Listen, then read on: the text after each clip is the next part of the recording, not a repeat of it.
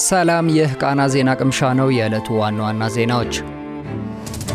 የኢትዮጵያ ብሔራዊ ምርጫ ቦርድ ግንቦት 24 ቀን 2018 ዓ.ም ለሚካሄደው ሰባተኛው ሀገራዊ ምርጫ 10.5 ቢሊዮን ብር በጀት መመደቡን ገለጸ። የቦርዱ ሰብሳቢ ሜላትወርቅ ኃይሉ በመጪው ግንቦት መጨረሻ ላይ ለሚካሄደው ምርጫ ተቋማቸው ስለሰራቸው የቅድመ ምርጫ ስራዎችና የጸደቀውን የምርጫ ጊዜ ሰሌዳ አስመልክቶ ዛሬ ረፋድ በአዲስ አበባ ስካይላይት ሆቴል መግለጫ ሰጥተዋል። በዚህም በጸደቀው የጊዜ ሰሌዳ መሰረት ሰባተኛው ሀገራዊ ምርጫ የድምጽ መስጫ ቀን ሰኞ ግንቦት 24 ቀን 2018 ዓ.ም እንደሆነና ቦርዱ የምርጫውን ውጤት ሰኔ 4 ቀን ይፋ እንደሚያደርግ ተገልጿል። የምርጫ ውጤት በምርጫ ጣቢያ ደረጃ በድምጽ መስጫው ዕለትና በማግስቱ ይፋ እንደሚሆን ሰሌዳው ይገልጻል። በተመሳሳይ በምርጫ ክልል ደረጃ ደግሞ ጊዜያዊ የምርጫ ውጤት ይፋ የሚሆነው ከግንቦት 25 እስከ ግንቦት 29 ቀን ባሉት 4 ተከታታይ ቀናት እንደሆነ ያስረዳል። የምርጫ ጊዜ ሰሌዳው በምርጫው የሚወዳደሩ እጩዎች ምዝገባ ከጥር 1 እስከ የካቲት 1 ቀን እንደሚካሄድም ይገልጻል። የመራጮች ምዝገባ ደግሞ ከየካቲት 7 እስከ መጋቢት 7 ቀን ድረስ ባለው አንድ ወር ጊዜ ውስጥ እንደሚካሄድ በሰሌዳው ላይ ሰፍሯል። በተጨማሪም ከመጋቢት 12 እስከ ሚያዝያ 27 የድምጽ መስጫ ወረቀትና ቅጾች ህትመት እንደሚከናወን እንዲሁም ከየካቲት 18 እስከ የካቲት 27 ቀን 2018 ዓ.ም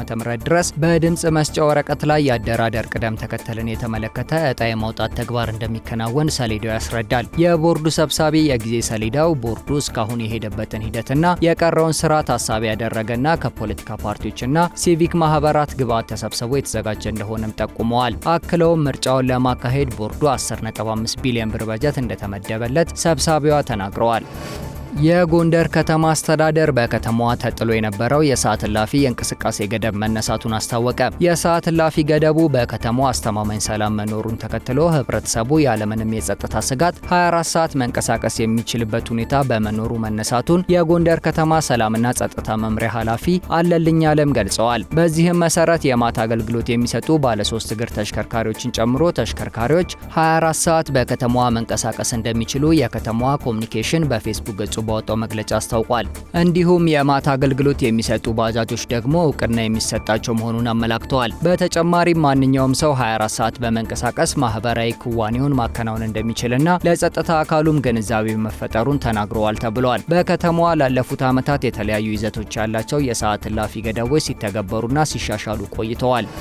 የቀድሞ የትግራይ ክልል ጊዜያዊ አስተዳደር ፕሬዝዳንት ጌታቸው ረዳ በአመራርነት ያሉበት አዲሱ ዲሞክራሲያዊ ስምረት ትግራይ ወይም ስምረት ፓርቲ ከምርጫ ቦርድ ህጋዊ የክልላዊ ፖለቲካ ፓርቲነት ማረጋገጫ የምስክር ወረቀት ተሰጠው። በኢትዮጵያ ብሔራዊ ምርጫ ቦርድ ዋና ሰብሳቢ ሜላትወርቅ ኃይሉ ተፈርሞ የወጣውና ቦርዱ ያጋራው የምስክር ወረቀት ስምረት ፓርቲ የክልላዊ ፖለቲካ ፓርቲነት ማረጋገጫ እንደተሰጠው ይገልጻል። ቦርዱ በፌስቡክ ገጹ እንዳስታወቀው ለፓርቲው ህጋዊ የክልላዊ ፖለቲካ ፓርቲነት ማረጋገጫ የምስክር ወረቀቱ የተሰጠው ህዳር 29 ቀን 2018 ዓ.ም እንደሆነ ያስረዳል። ቦርዱ ባለፈው ዓመት ግንቦት አጋማሽ ላይ ለፓርቲው ጊዜያዊ የምዝገባ ፈቃድ መስጠቱ ይታወሳል። ስምረት ፓርቲ በቀድሞ የትግራይ ጊዜያዊ አስተዳደር ፕሬዝዳንትና አሁን ላይ የጠቅላይ ሚኒስትሩ የምስራቅ አፍሪካ ጉዳዮች አማካሪ በሆኑት ጌታቸው ረዳና ሌሎች የቀድሞ ህወሓት አባላት የተመሰረተ ፓርቲ ሲሆን ባለፈው ጥቅምት አጋማሽ ላይ በአዲስ አበባ የምስረታ ጉባኤውን ማካሄዱ ይታወሳል።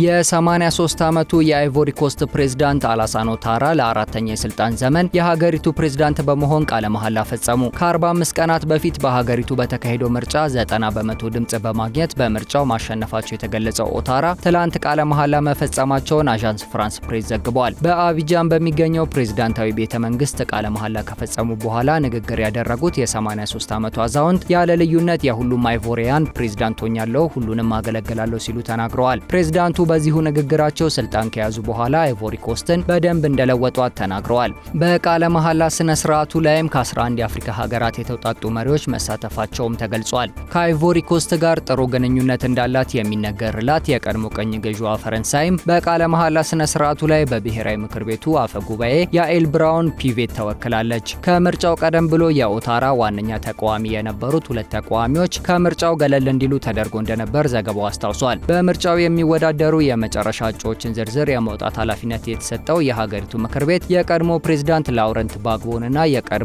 የክሬዲት ስዊስ ባንክ ዋና ስራ አስፈጻሚ ቲጃኒ ቲያምን መሰረዙ ይታወሳል።